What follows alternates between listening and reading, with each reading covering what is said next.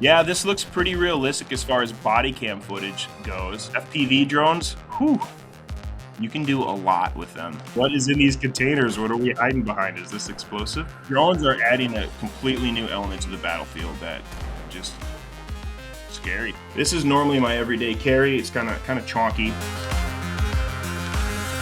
Hello folks, I'm Paul Meixner. I'm a filmmaker and weapons and tactics instructor currently teaching firearms at Modern Warriors Nashville. We're going to watch some footage here from Bodycam, which is a really cool, realistic looking game. We're going to see if this combat footage looks realistic and then briefly talk about some of the weapons used.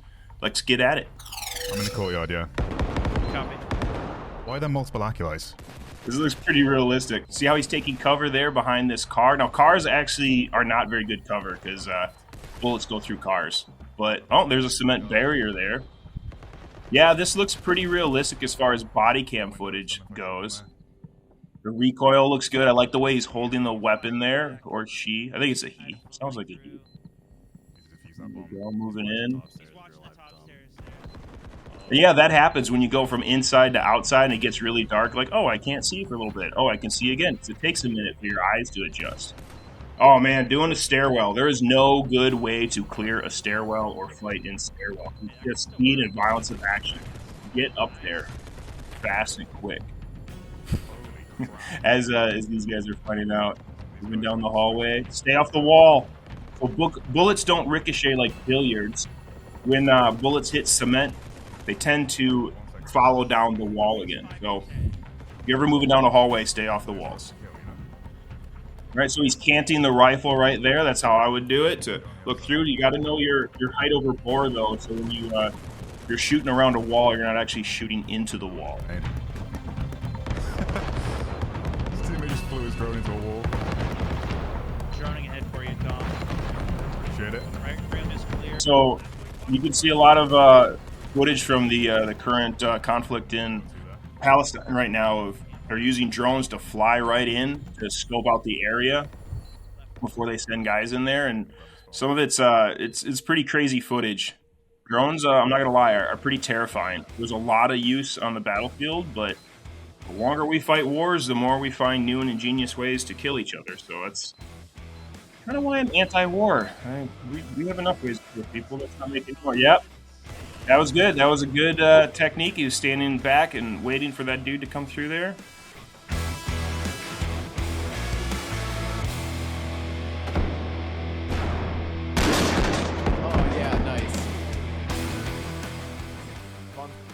Okay, running a light. I'm a big fan of weapons lights. They're very, very effective.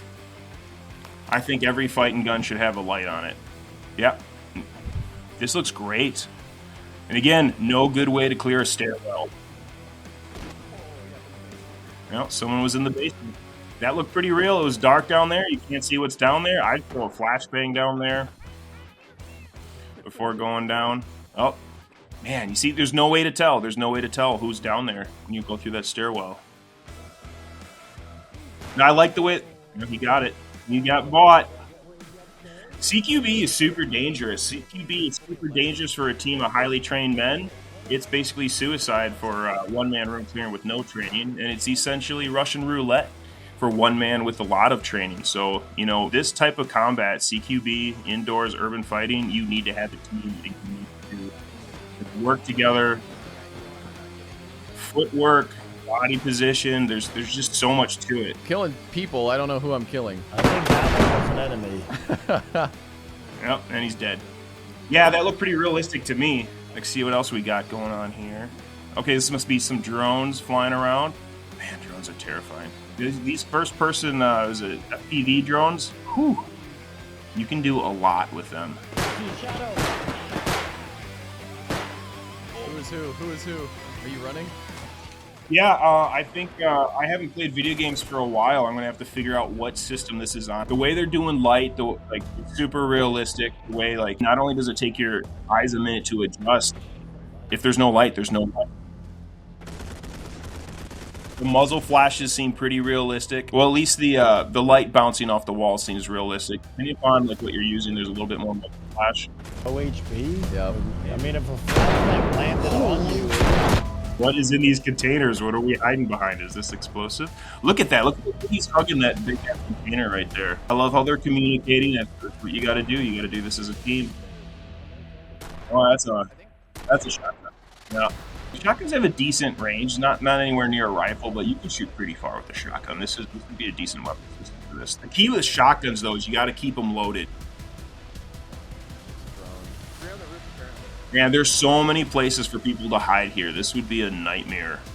You know, you just got patties all over the place. Who? Oh, yeah, he got the drone. Again, you want to use a shotgun for drones. There's so many drones. I've had incoming before. I've been mortared and I've been rocketed, and that's terrifying. But drones are adding a completely new element to the battlefield that just scary. Oh, that may hit you, Glenn. I'm sorry. When you hear zzz, I imagine in real life your blood would just be turning cold when you hear that sound. Okay, so you see the way he angles as he's around that. Like, they really did a lot of research in this game. Oh, yeah, nice. Nice. Dude, I see all this blood on Yeah, the there's floor. so much blood from them so and me. cool. I hope the audio's there. There's so much blood from them and me. Yeah, that happens, man. That happens. Now we're going to talk about some of the guns really quick. All right, so the M1911. All right, so the 1911. This is World War I, World War II, Vietnam, a little bit in Desert Storm, but then we switched to something like this. This is actually a 22, but we switched to the M9. It's a very, very effective weapon. It has a grip safety because in 1911 we were still fighting on horseback. Did we really need a grip safety? I don't know, but the Army said we did, so we have it on there.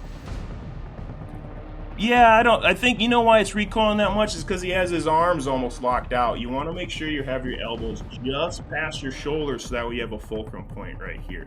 So if with his arms extended like that amount of recoil. Oh, look at that big old light. See, I'm a fan of lights. It looks like a little stream light, the laser on it. All right, the Cobra. Let's see what this thing is. I'm not familiar with this. Kind of looks like an alien. Now, one thing I'm a fan of though is the realistic gameplay. Look at how he's. Oh no, it looks like a SIG. Almost looks like a big old SIG. It's kind of hard for me to see. That's an M&P. How did I not know this? That looks just like. This is normally my everyday carry. It's kind of chonky. I want to get a smaller one, but I got to buy a bunch of fencing for the property first. But very similar light. I'm running a streamlight that looks like a streamlight, only has a little laser on it. And here's the honest truth. Lasers are lame. Unless you're running night vision or you're using it as a communication tool, there's no real reason to run a red dot or green dot laser because it's going to take you longer to find that dot on someone than it is just to present the gun and use your sights. Glock 17. So Glock 17, super standard, full-size duty weapon, fighting gun, combat gun. I'm more of a fan of the Glock 19. The Glock 19 can do everything that the Glock 17 does. It does recoil or snap just a tiny bit more, but then just do your push-ups, guys. Just do your push-ups and you'll be fine. Glocks, they almost always work. They're super reliable. Kind of clunky triggers. But it's fine. Just train over it. They're great. The Deagle. Before the internet is what it is, there was these things called urban legends where people just believed things. And one of them was that NCOs in the Israeli military carried 50 caliber Desert Eagles. And no, they did not. And no, they do not. I would not want to go into a firefight carrying a Desert Eagle unless that was the only thing that I had. Now, the recoil isn't terrible on them because of the way they operate, but yeah, you do want to do your push-ups and eat your Wheaties, kids. Don't actually eat Wheaties. Don't eat those processed carbohydrates. Now, the Uzi. Uzi's been around for a very long time. It's been issued in a lot of militaries, police departments, security forces. I haven't seen one with a buttstock quite like that before. Usually it's like an articulating that extends out, or it's a fixed buttstock, or there isn't one at all. That looks like a fully stock. I've never seen one. Yeah, the way he's shooting it looks... it recoils less than when I shoot it, but... Oh, that looks like a mini Uzi. Okay, all right, that makes sense. All right, AK-47. Super reliable rifle, does everything. You could argue that it's more reliable. At least the barrels last longer than AR-15s. There's no last round to hold open, so, once it's out, once you hear the click, you gotta throw a new mag in, rock a new mag in, run the charging handle, and get back into the fight. You can tactical it out, put a bunch of rails and lights and lasers and stuff on it as well. That looks like, pretty standard setup. The M4A1. Yeah, quad rail supremacy. So it's interesting because that's a pistol light and they have it on the right side. It's actually very, very similar to this light. You gotta manipulate it with your little thumbs. So without a tape switch of some kind, I like to run tape switches on my rifle. So I like to run a tape switch. And then I have like a little backup on the back in case for some reason the tape switch doesn't work. But that was smart, running it at the opposite side of your dominant hand so you have more to maneuver and move around. The Scar H, the Scar Heavy, very reliable, especially later iterations. Battle rifles, if I had to have a 7.62 battle rifle, I would take a Scar. They're super, super, super reliable. They used to beat the crap out of optics, but there are now optics that are durable enough to run. My only thing is, like, I don't like how the barrel extends. I want a rail that covers the whole entire barrel. One of the things I didn't care for them. The newer ones don't have a reciprocating charging handle, so that was another thing. Like, why do you have a reciprocating charging handle? All right, the UMP.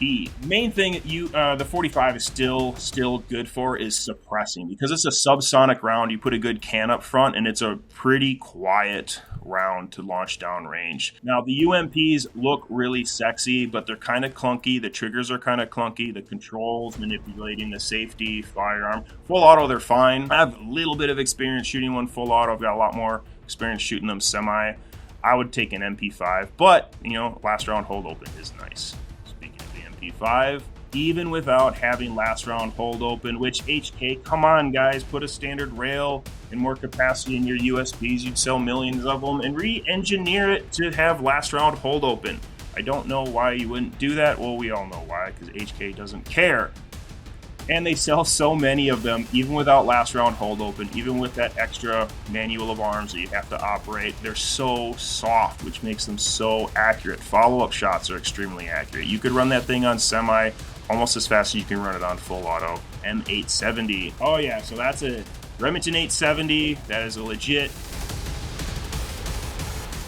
I'm just going to say it's a legit Remington 870. They're hard to find now because after Remington was sold to Freedom Corp, the quality control went downhill, but I've got 3 870s.